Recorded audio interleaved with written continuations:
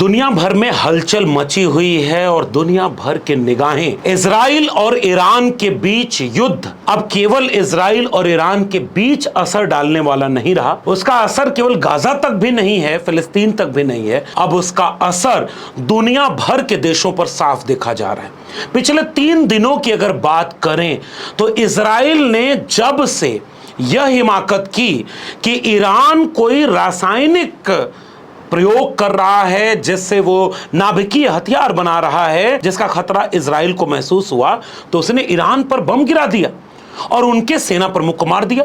उसके बाद से ईरान लगातार इजराइल पर हमलावर है।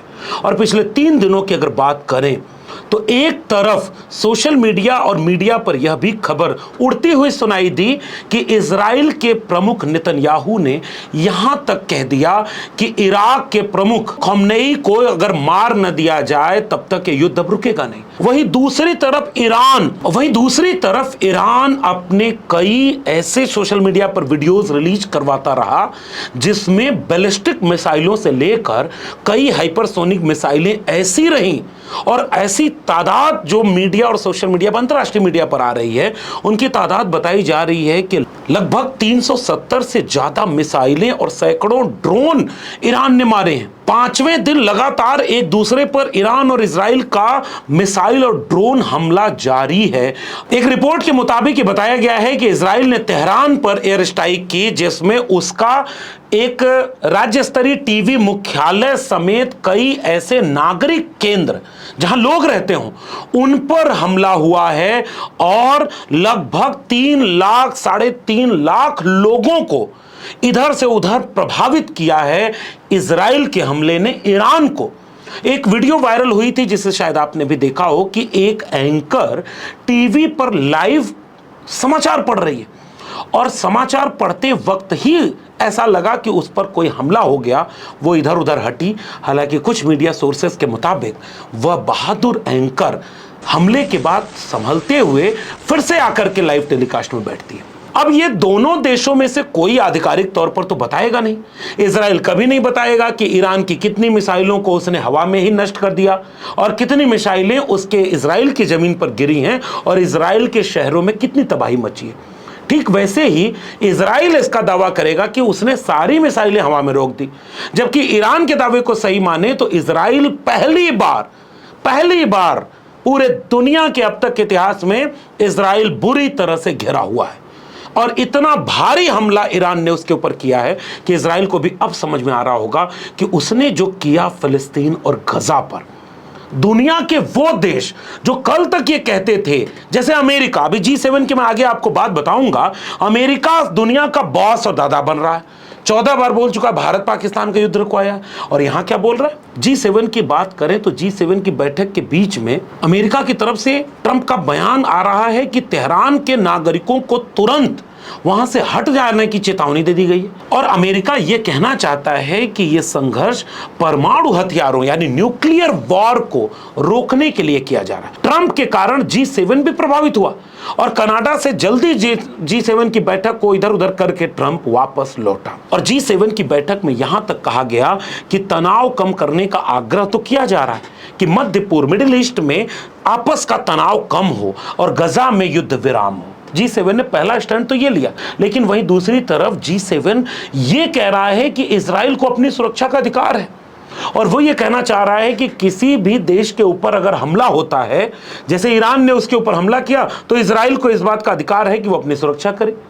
तो G7 से लेकर के अमेरिका और यूरोप के उन देशों को कम से कम दुनिया के सामने बेनकाब हो जाना चाहिए कि जब यही बात कही थी कि हमास ने हमला कर दिया तो इजराइल क्या कर रहा था, पूरे फिलिस्तीन पर हमला कर रहा था, गजा पर हमला कर रहा था। और अगर मीडिया की रिपोर्ट को माने तो पिछले 6-8 महीनों में 50,000 से लेकर 70-80 हजार के लोगों के मारे जाने की रिपोर्ट गजा से आ रही है। तो इजराइल ने क्या किया, इजराइल ने हमास के हमले को आधार बना करके पूरे फिलिस्तीन और गजा के आम नागरिकों को मारा। कल्पना करो, आपने दृश्य वो देखा हो कि नहीं, उसे जरा आप भी नजर रखिए। टेंट और तंबू लगे हैं गजा में और गजा के लोग अगर किसी रिलीफ कैंप में हैं और वहां पर भूखों मर रहे हैं, एक तरफ ये रिपोर्ट आ रही है और दूसरी तरफ ऐसी वीडियोस आई हैं जिसने दुनिया को शर्मसार कर दिया है कि लोग रिलीफ कैंप में जब खाना लेने के लिए एक भीड़ की तरह हुजूम बनाए तो इजराइल ने गजा में ऐसी भीड़ पर जो भूखी थी और खाना लेने जा रही थी हमला कर दिया। वही इजराइल अब दुनिया को यह कह रहा है कि ईरान पर हमने इसलिए हमला किया क्योंकि वो न्यूक्लियर वेपन डेवलप कर रहा था, तो हम अपनी रक्षा के लिए हमला किए। तो ईरान अब अपनी रक्षा के लिए पूरे इजराइल पर हमला कर रहा है, तो क्या बुरा है? ईरान कैसे गलत है? इसका अर्थ यह नहीं है कि हम ईरान का समर्थन कर रहे हैं। हम ये भी जानते हैं कि 1979 के पहले का ईरान एक अलग तरह का स्टेट था जहां हिजाब के नाम पर किसी महिला को मारा नहीं जाता था। लेकिन वही ईरान अब ऐसे इस्लामिक सेंटर के रूप में डेवलप होता जा रहा है जो कई तरह से रिग्रेसिव फोर्स की तरफ जा रहा है। लेकिन उस ईरान को क्या यह हक नहीं है कि आप न्यूक्लियर वेपन के संदेह में ईरान के ऊपर हमला कर दे, इजराइल उसके सेना प्रमुख को मार दे, तो ईरान अपनी सुरक्षा के लिए इजराइल पर हमला क्यों ना करे? तो दुनिया के वे सारे देश जो कल तक गजा पर चुप रहे, जो फिलिस्तीन की तबाही और बर्बादी को चुपचाप देखते रहे और इजराइल का इतना मन बढ़ा हुआ था कि वो जब चाहे मिसाइल मार रहा है, फुलझड़ियों के रॉकेट चला रहा है, वही इजराइल अब दुनिया को यह कह रहा है कि ईरान गलत कर रहा है। तो इसलिए ऐसे मामले में पूरे दुनिया का कूटनीतिक संबंध और पावर स्ट्रक्चर बहुत तेजी से हिलता हुआ दिख रहा है। भारत सरकार की तरफ से ईरान में जो दूतावास है, जो विदेश मंत्रालय से जुड़े हुए सूत्र हैं, उनका एक ट्वीट ये कहता है कि तेहरान से भारतीय नागरिक या तो सुरक्षित जगह पर चले जाएं या तो वहां से हट जाएं। भारत के पक्ष की अगर आधिकारिक बात करें तो भारत ने अभी तक कोई साफ इस तरह का स्टैंड नहीं लिया है कि वो ईरान के समर्थन में कि इजराइल के समर्थन में।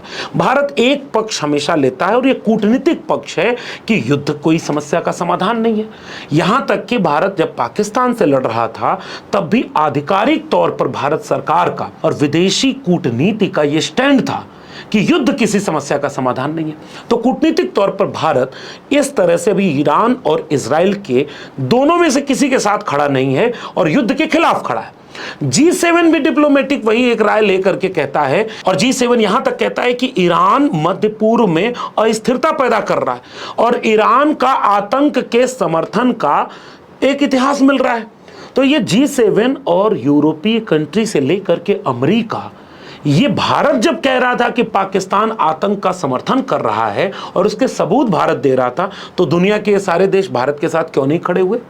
भारत के नागरिक तो अपनी सरकार से ये पूछ ही रहे हैं। लेकिन अब दुनिया की राजनीति को अगर आप समझें तो जरा ये भी पूछिए ना सवाल कि डोनाल्ड ट्रंप क्यों नहीं खड़ा हुआ?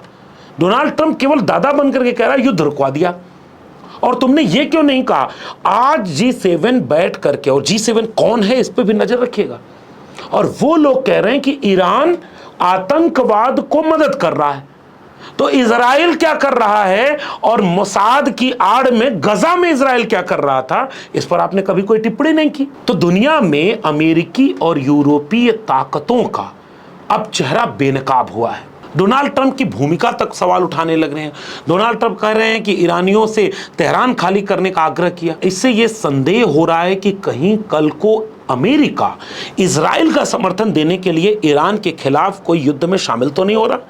अगर कूटनीतिक स्तर पर बात करें तो भारत का ठीक ठाक संबंध ईरान से रहा है और भारत का पुराना इतिहास ये कहता है कि वो इजराइल की बजाय फिलिस्तीन और गजा के साथ खड़ा रहा है। और इसको भी अगर आसान करें तो किसी के साथ नहीं, भारत ये कहता है कि किसी भी दो देश के बीच का कोई तनाव है तो वो द्विपक्षीय मामलों से ही सुलझाया जाना चाहिए। जैसे भारत और पाकिस्तान का मामला हो, शिमला समझौते से लेकर के अभी ऑपरेशन सिंदूर तक की बात करें तो आज तक भारत का ऑफिशियल स्टैंड यही है कि कोई भी आंतरिक अगर अंतर्राष्ट्रीय स्तर पर झगड़ा है दो देशों के बीच तो उसे द्विपक्षीय स्तर पर ही सुलझाना चाहिए, उसमें तीसरे को कोई इंटरफियर नहीं करना चाहिए। कहीं ऐसा तो नहीं कि ट्रंप अपनी दादागिरी दिखाने के लिए, क्योंकि अभी जो ऑफिशियल सरकारी दस्तावेज सामने आ रहे हैं उसके मुताबिक डोनाल्ड ट्रंप और अमेरिका की तरफ से यह कहा जा रहा है कि न्यूक्लियर युद्ध हो सकता है, इसलिए ईरान पर वो दबाव डाल रहे हैं कि आप हमसे समझौता कर लो। और वहीं दूसरी तरफ अमेरिका अपने वाइस प्रेसिडेंट को ईरान भेजने की बात कर रहा है और ये कहते हुए कि इजराइल गलत नहीं है, इजराइल तो अपना बचाव कर रहा है। अब फिर ईरान क्या कर रहा है अमेरिका ये नहीं बताएगा। और दूसरी तरफ वो व्यापार के लिए संधि के दबाव डालने की बात ईरान के ऊपर थोपी जा रही। लेकिन ईरान के पूरे मिजाज को देखकर क्या लग रहा है, ईरान के मिजाज को देखकर ऐसा लग रहा है कि ईरान वीडियोस जारी करवा रहा है, ईरान बमबारी कर रहा है, ईरान ये बता रहा है कि इजराइल अब वो दृश्य देखेगा जो अब तक अपने देश बनने के इतिहास में इजराइल ने कभी नहीं देखा होगा। और पिछले 3-4 दिनों से आप वो दृश्य देख रहे हैं। कई हाइपरसोनिक मिसाइलें ईरान की ऐसी हैं जो इजराइल में तबाही मचा चुकी हैं। ऐसे वक्त में दुनिया कहां खड़ी है, ये बात एक दीगर बात की तरह बहस तलब है। पश्चिमी मीडिया की पाखंड भरी भूमिका के ऊपर अब बहस हो रही है। कई रिपोर्ट और विश्लेषकों ने यह दिखाया कि पश्चिमी मीडिया ईरान की जवाबी कार्रवाई को तो आलोचना कर रहा है, मगर इजराइल के हमलों को नजरअंदाज कर रहा है। पश्चिमी पाखंड का खुलासा इस तरह से हो रहा है कि इजराइल के हमले को ईरान का दृष्टिकोण कहता है कि संप्रभुता का उल्लंघन और नागरिकों की हत्या है, जबकि पश्चिमी पाखंड कह रहा है कि वो न्यूक्लियर हमले को रोकने के लिए किया जा रहा है। ईरान कह रहा है कि यूएन चार्टर के अनुसार आत्मरक्षा करने का हमारा अधिकार है। वहीं पश्चिमी मीडिया कह रहा है कि ईरान आक्रामक है, उसे रोका जाना चाहिए। मीडिया कवरेज ईरान के दृष्टिकोण में फिलिस्तीन और ईरानी पीड़ा को दिखाने की बजाय इजराइल की तारीफों की प्राथमिकता कर रहा है। ईरान ने तो पहले भी डील साइन की थी परमाणु मुद्दे की, जिसे अमेरिका ने तोड़ा, जबकि मीडिया कह रहा है कि ईरान परमाणु शक्ति नहीं बन सकता। इस तरह से पश्चिमी देशों का जो मौजूदा परिदृश्य है वो बहुत दिक्कत तलब समझ में आ रहा है, जो इस तनाव को और बढ़ाना चाहता है। अमेरिका चाहेगा युद्ध बढ़े, पश्चिमी देश चाहेंगे युद्ध बढ़े, और तमाम वो लोग चाहेंगे कि युद्ध बढ़े, क्योंकि उस युद्ध से हो सकता है उनको फायदा हो। वहीं दूसरी तरफ भारत जैसे देश ये चाहते हैं कि युद्ध किसी समस्या का समाधान नहीं है। लेकिन देखना दिलचस्प ये होगा कि अंतर्राष्ट्रीय स्तर पर जो कूटनीति बदल रही है वो इन परिस्थितियों को अब किन मोड़ तक ले जाने में अपना असर दिखाती है। क्या ईरान अमेरिका से डर जाएगा? फिलहाल तक तो ऐसा नहीं लग रहा, लेकिन अमेरिका अगर ईरान को डरता हुआ नहीं देखेगा तो अमेरिका अगला कदम क्या उठाएगा? क्या अमेरिका भी युद्ध में कूद पड़ेगा, या अमेरिका इजराइल का समर्थन करके युद्ध को और बढ़ाएगा, या कूटनीतिक तौर पर वाइस प्रेसिडेंट को भेज करके युद्ध को रोकने के लिए अमेरिका ईरान पर दबाव बनाने में कामयाब हो जाएगा, या इजराइल कोई ऐसा कदम उठाए जिससे ईरान को और हमलावर होने का मौका मिल जाए? ईरान कब तक इजराइल और पश्चिमी देशों से लड़ पाएगा? ऐसे तमाम सवाल हैं जिनका आने वाले कुछ दिनों में जवाब मिल सकता है। वैसे तमाम लोगों की ये राय है कि अगर युद्ध विनाश का प्रतीक है तो दुनिया के उन देशों के सामने ये सवाल तमाचे की तरह जा रहा है जो आज इजराइल का पक्ष लेते हुए ईरान के हमलों को मानवीय विरोधी बता रहे हैं। वो गजा में क्यों चुप थे? 50,000 से 80,000, कुछ लोग तो कह रहे हैं लाख लोग मारे गए। फिर दुनिया के वो पश्चिमी देश क्या कर रहे थे? और हमास का बहाना बना के इजराइल ने पूरा बर्बादी कर दी, उसके लिए कौन दोषी है? इस तरह के कई सवालों को वक्त के साथ और बेनकाब होते हम देखेंगे। अपनी टिप्पणी को नीचे कमेंट बॉक्स में जरूर बताइएगा। ये वीडियो कैसी लगी इसकी भी प्रतिक्रिया हमें दीजिएगा। अगर आप तक आपने चैनल को सब्सक्राइब नहीं किया है तो चैनल को सब्सक्राइब कर लीजिए, बेल आइकॉन दबाइए ताकि अगली वीडियो की सूचना मिले। ज्वाइन करेंगे तो हमें आर्थिक मदद मिलेगी। अगर आप इस वीडियो को ट्विटर यानी एक्स या फेसबुक पर देख रहे हैं तो हमें फॉलो करना मत भूलिए। फिर मिलेंगे, तब तक के लिए बहुत बहुत धन्यवाद।